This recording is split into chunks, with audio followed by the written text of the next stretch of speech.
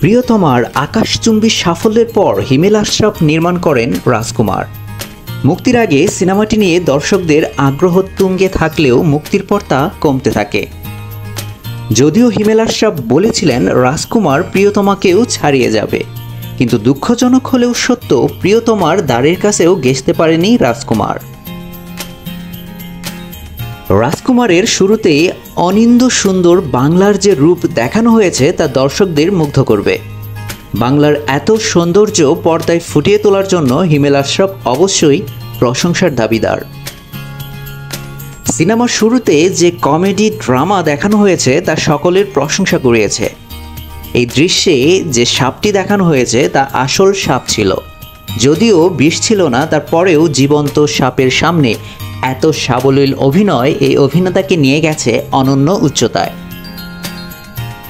শাকিব খানের বাবার চরিত্রে তারেক আনাম খান যথেষ্ট ভালো অভিনয় করেছেন, যদিও তার দাড়ি নিয়ে কিছুটা সমালোচনা ছিল। এবার আসি সিনেমার হিরো শামসুল হক ওরফে শ্যাম। শামসুল হক চরিত্রে শাকিব খান ছিলেন অনবদ্য, যদিও এন্ট্রি সিনটা আরেকটু চমকপ্রদ হতে পারত। পাবনার আঞ্চলিক ভাষায় শাকিবের অনবদ্য অভিনয় দেখে আপনি অবাক হবেন। শাকিব খান এত চমৎকারভাবে পাবনার আঞ্চলিক ভাষা রপ্ত করেছেন যা সত্যিই অসাধারণ। ক্লিন শেভে শাকিব খানকে ততটা অ্যাট্রাকটিভ লাগেনি, কিন্তু অনবদ্য অভিনয় করে তা পুষিয়ে দিয়েছেন। গান একটি সিনেমার গুরুত্বপূর্ণ একটি অংশ। যথেষ্ট বাজেট থাকার পরও গানগুলো দর্শকপ্রিয়তা পায়নি। দুর্বল লিরিক, দুর্বল এডিটিংয়ের কারণে গানগুলো দর্শকদের হৃদয় ছুঁতে পারেনি।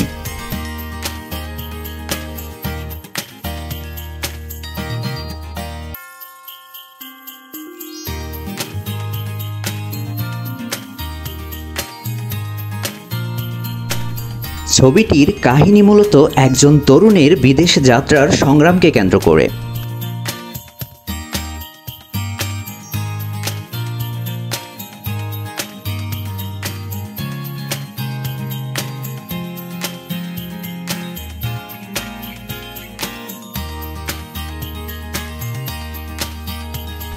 বৈধ পথে ভিসা না পাওয়ায় অবশেষে দালালের শরণাপন্ন হয় নায়ক। দালাল তাকে আমেরিকান নাগরিককে কন্ট্রাক্ট ম্যারেজ করতে বলে। প্রথমে শাকিব খান রাজি না হলেও পরবর্তীতে রাজি হয়। শাকিবের সাথে পরিচয় হয় মকবুল ভাইয়ের, সেই মূলত সবকিছু ব্যবস্থা করবে। মকবুল ভাই চরিত্রে ডক্টর এজাজ অসামান্য অভিনয় করেছেন। তার অভিনয়ে সিনেমা যেন প্রাণ পেয়েছে।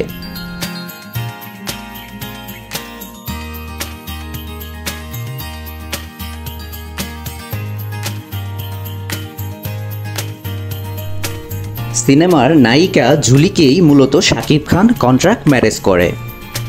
ঝুলি চরিত্রে কোর্টনি কফি নিজেকে প্রমাণ করতে পারেননি। কেমন জানি প্রাণহীন রোবোটিক মনে হয়েছে নায়িকাকে। নায়িকা সিলেকশনে হিমেল আশরাফ আরেকটু মুন্সিয়ানা দেখাতেই পারতেন।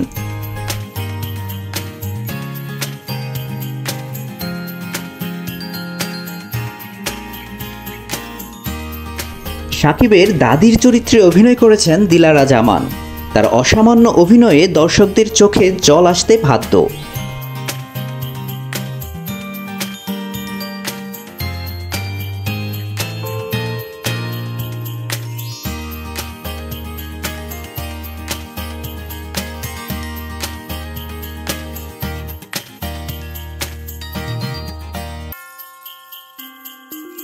সিনেমার নায়ক মূলত তার মাকে খুঁজতে আমেরিকায় আসে।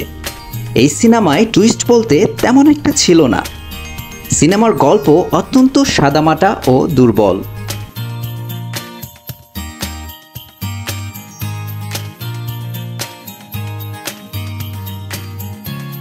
আমেরিকায় শাকিব খান শুধু তার মাকেই খুঁজে বেড়ায়, এছাড়া কিছু ছিল না। তবে ছোট্ট একটা চরিত্রে আহমেদ শরীফ অনবদ্য অভিনয় করেছেন। তার অভিনয় সবার হৃদয় ছুঁয়ে গেছে। প্রত্যেকটি প্রবাসী প্রাণের আর্তনাদ, দেশপ্রেম প্রকাশ পেয়েছে আহমেদ শরীফের ছোট্ট চরিত্রটিতে।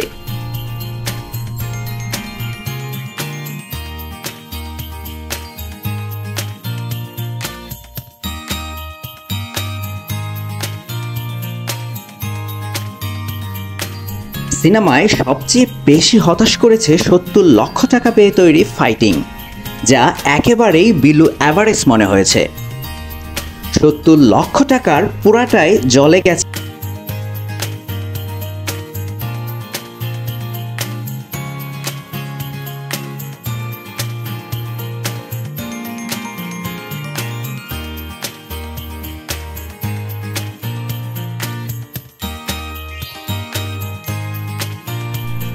সিনেমাটিতে গ্রাম বাংলার প্রচলিত কিছু ধর্মীয় গোঁড়ামি তুলে ধরা হয়েছে।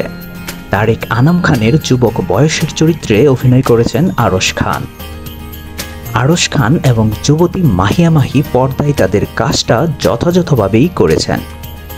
সবচেয়ে ভালো লেগেছে ছোটবেলার শাকিব খানের অভিনয়। যে শিশু শিল্পী নেওয়া হয়েছে সে দুর্দান্ত অভিনয় করেছে।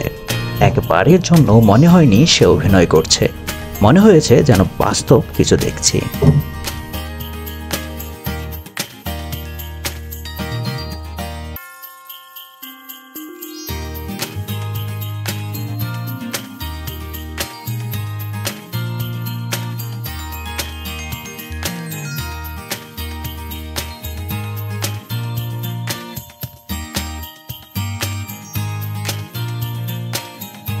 শাকিব খানের মায়ের চরিত্রে মাহিয়া মাহি অসাধারণ অভিনয় করেছেন, তবে তার বৃদ্ধ লুক অনেকটা দৃষ্টিকটু লেগেছে।